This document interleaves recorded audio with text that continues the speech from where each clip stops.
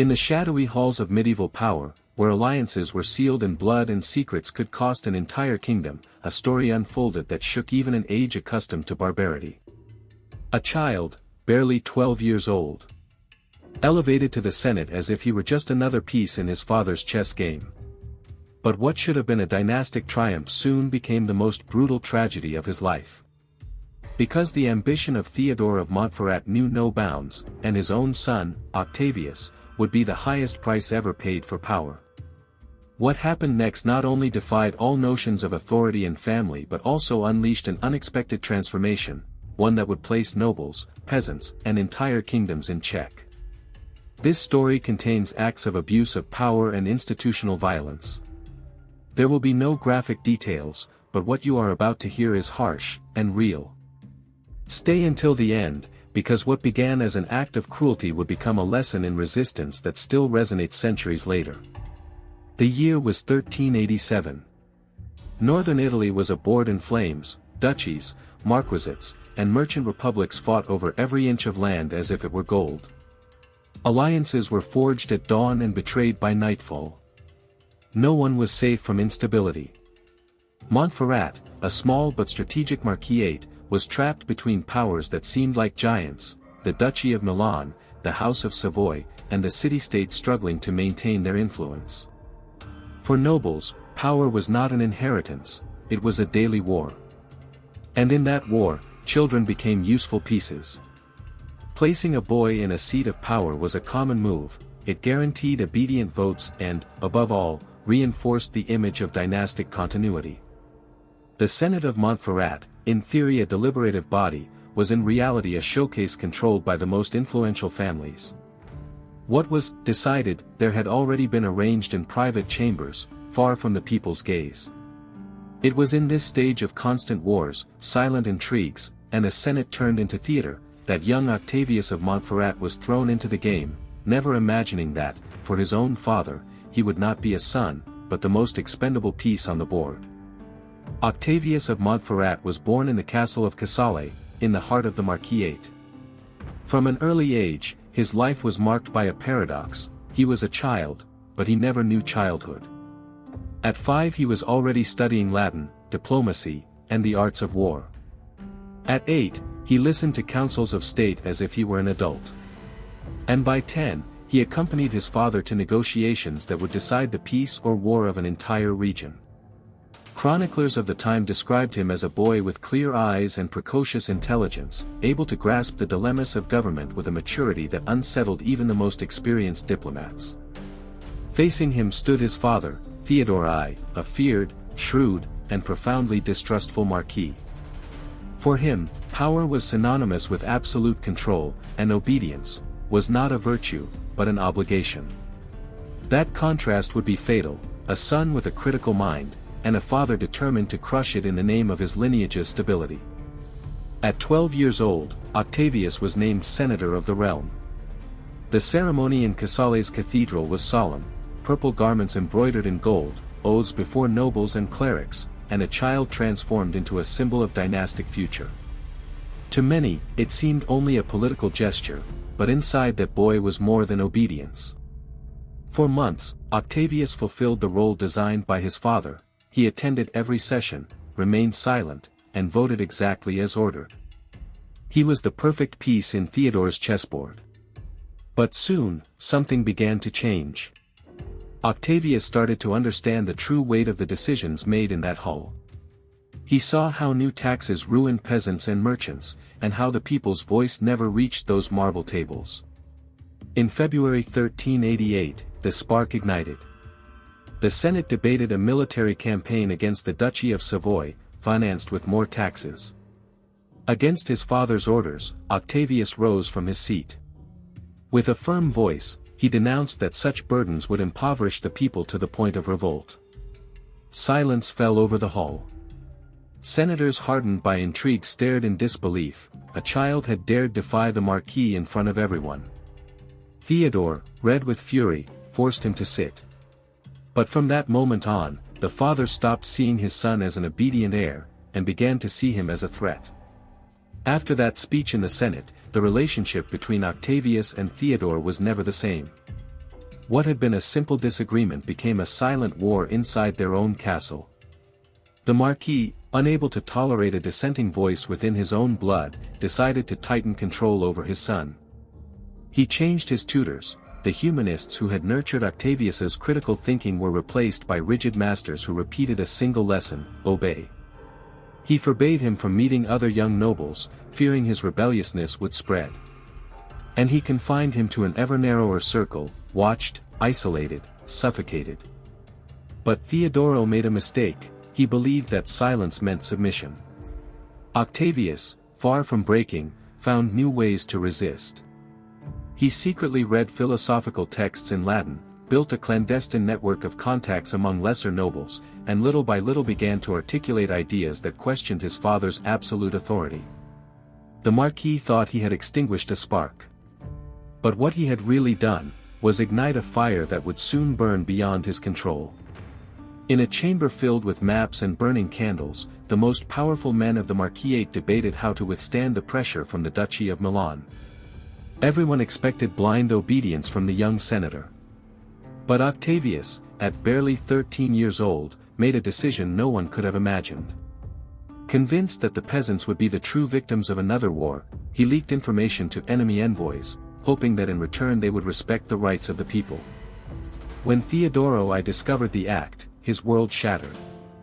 For a marquis obsessed with control, this was not a childish mistake, nor an excess of naivety. It was treason. And worst of all, treason born of his own blood. The council chamber turned into a field of unbearable tension. The nobles whispered alternatives. Send him to a monastery. Banish him, make him disappear. Lock him away until he learns. But Theodoro did not listen. His eyes remained fixed, cold, staring into the void. In his mind, a dark, calculated, merciless idea was taking shape. If his son could defy him, he could also become a symbol of opposition. And a symbol was more dangerous than any army. So he made a decision impossible to reverse, to uproot everything that made Octavius an heir, a man, a potential rival.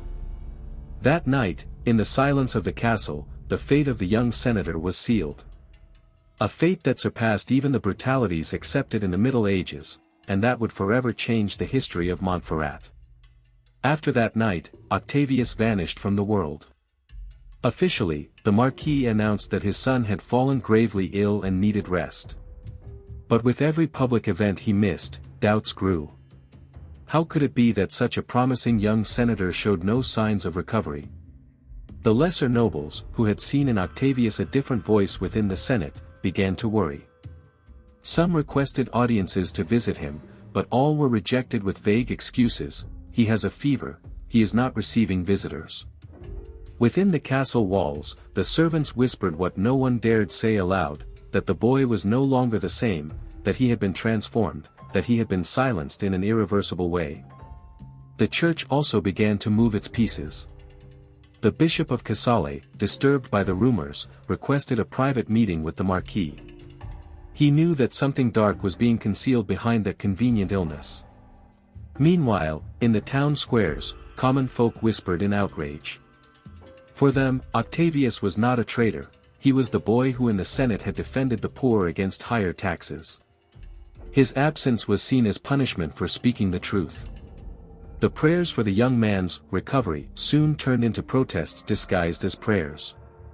Under the smoke of candles and the murmurs of collective devotion, a dangerous sentiment was taking root, the idea that even the absolute power of a marquis could be questioned.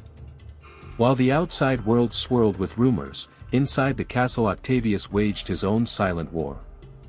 Stripped of his identity, isolated from public life, and watched day and night, anyone else would have been expected to resign. But Octavius chose another path: invisible resistance.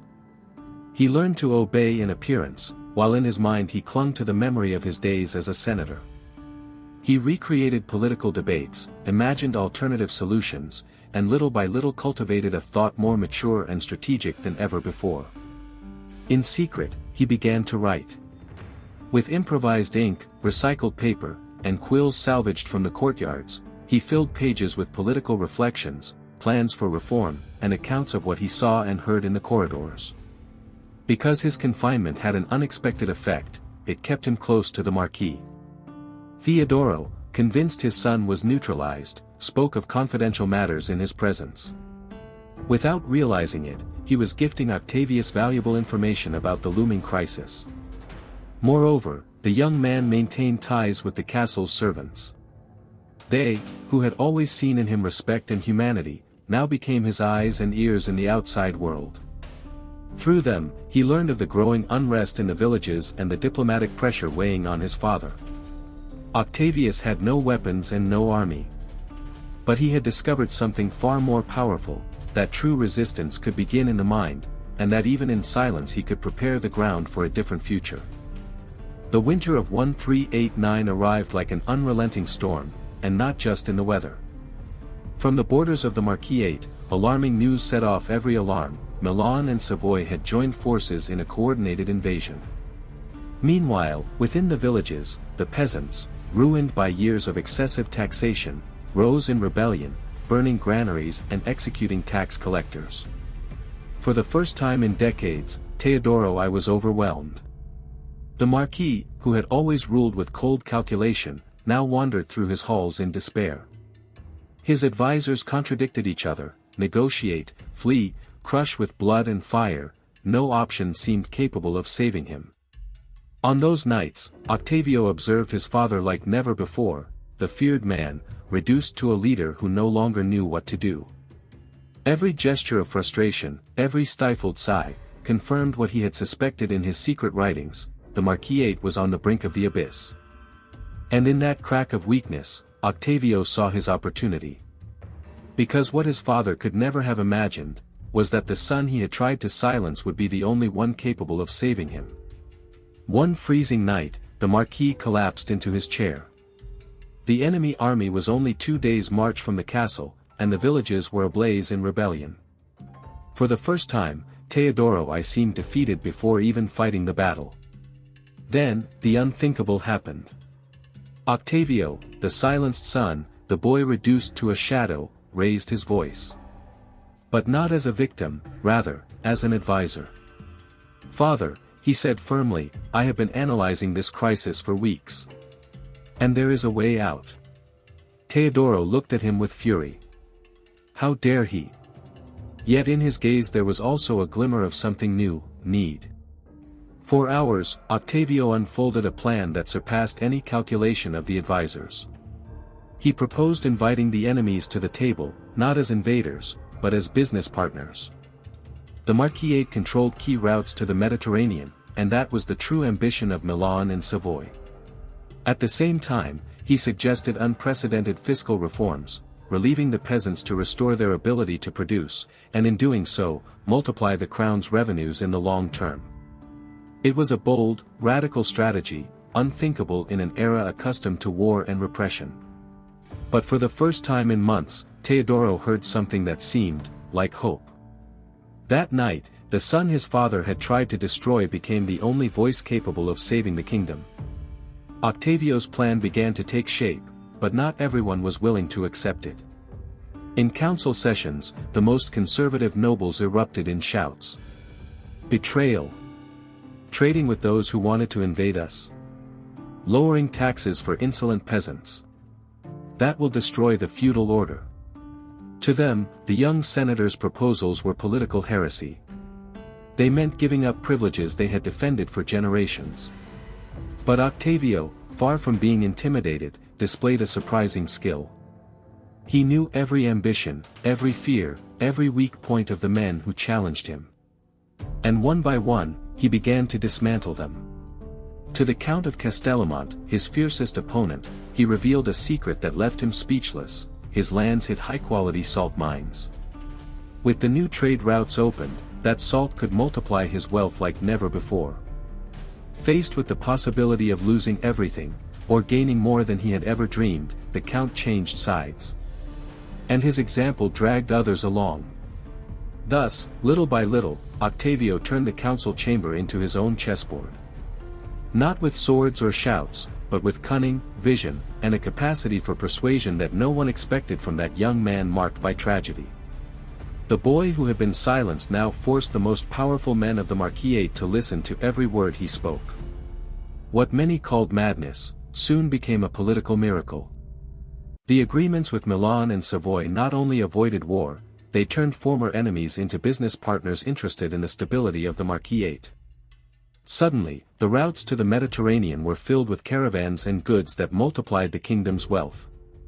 At the same time, the fiscal reforms began to bear fruit. The peasants, freed from the unbearable burden of taxes, regained their ability to produce. Harvests increased, markets flourished, and with them, the crown's revenues grew more than ever. But the deepest change was not economic, but social. For the first time, nobles, merchants, and peasants shared a common space, the consultative assemblies promoted by Octavius. There, voices that had long been ignored could finally be heard, and their problems found swift and fair solutions. The Marquisate, once on the brink of collapse, was reborn as a territory more prosperous, stable, and united than ever before. And at the center of it all stood him, the young man who, after being stripped of everything, had transformed his pain into the strength capable of reshaping the destiny of his people. The young man who had been humiliated and silenced had now become something more than a political leader. Octavius learned to turn his tragedy into a unique virtue, empathy. Unlike other nobles, he knew firsthand what it meant to lose everything, and that experience made him a different kind of ruler. When he visited villages, he did not arrive with escorts to impose his authority, but to listen. He would stop to speak with elders, widows, and peasants barely able to survive, and he sought concrete solutions for each one. That way of governing not only surprised people but also inspired them. Very soon, his image ceased to be that of a punished son and became a symbol of hope for thousands. Octavius also began to write with discipline. From his pages emerged the treatises of Montferrat, documents in which he recorded his ideas about justice, reconciliation, and the true purpose of power. Texts that, centuries later, would be read as an early seed of modern ideals of human rights and democracy. Thus, the child torn away from public life, marked by his father's cruelty, became something he never would have imagined, a beacon for his own time and for the future. Octavius of Montferrat died young, at 26. But his funeral was not that of just another noble. Peasants, artisans, clerics, and even foreign ambassadors came together to honor him. Everyone knew they had witnessed something extraordinary. His life, scarred by paternal cruelty, was transformed into a legacy of justice and reconciliation. His writings and his actions sowed ideas that, centuries later, would inspire new forms of government and human dignity. The story of Octavius reminds us that even in the darkest circumstances, a steadfast spirit can turn pain into strength and abuse into hope. And now the question remains for you. What would you do with the power you have, no matter how small it may seem, to protect the most vulnerable? If this story moved you, share your thoughts in the comments and don't forget to subscribe. Because on this channel, we continue discovering how the past can shed light on our present.